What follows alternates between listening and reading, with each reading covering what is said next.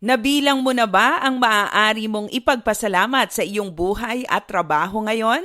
Marami sa atin ang puno ng reklamo na nakakaligtaan na nating magpasalamat sa mga biyaya na ating natatanggap. Maaaring hindi ideal ang sitwasyong kinalalagyan mo ngayon. Maaaring ang pinaka-aasam-asam mong trabaho ay naibigay sa iba. Pwede ring ang matagal mo ng prayer item ay prayer request pa rin hanggang ngayon. Pero hindi binubura ng mga ito ang katotohanang marami ka pa ring dapat na ipagpasalamat sa iyong buhay. Be grateful and contented.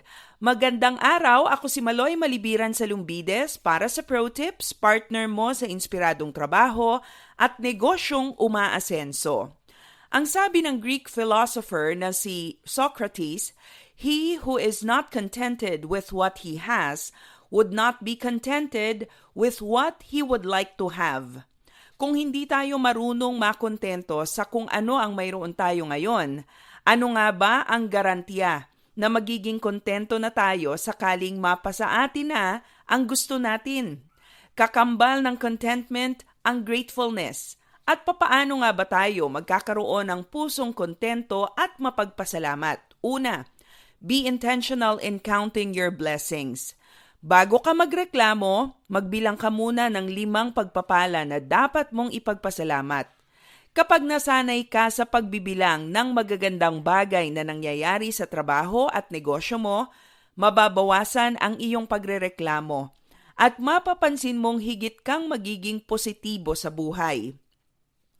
Di naman nangangahulugan na ipipikit mo na lamang ang iyong mga mata sa hindi magagandang bagay na nangyayari sa paligid.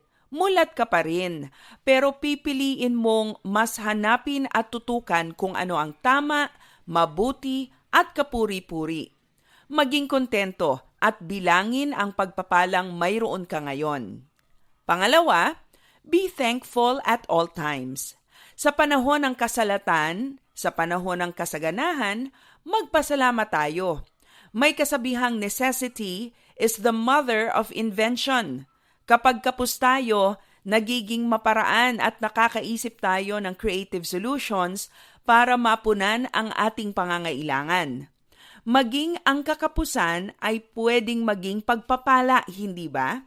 Marami sa mga kakilala kong matagumpay sa kanilang negosyo ngayon ay ipinagpapasalamat ang kanilang mga payak na simulain dahil ito ang naging dahilan kung bakit sila nagpursige sa buhay.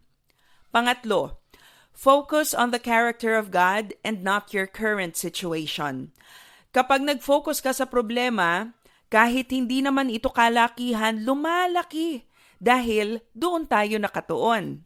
Focus on who God is. Kapag tinignan mo ang iyong sitwasyon sa liwanag at katotohanan ng Diyos, walang problemang napakalaki na di kayang ayusin ng Diyos.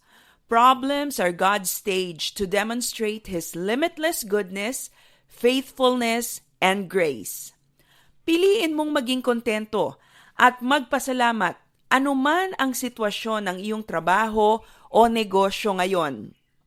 Count your blessings, be thankful at all times, and focus on who God is. Para sa Pro Tips, ako si Maloy Malibiran sa Lumbides. Be a blessing in the workplace today.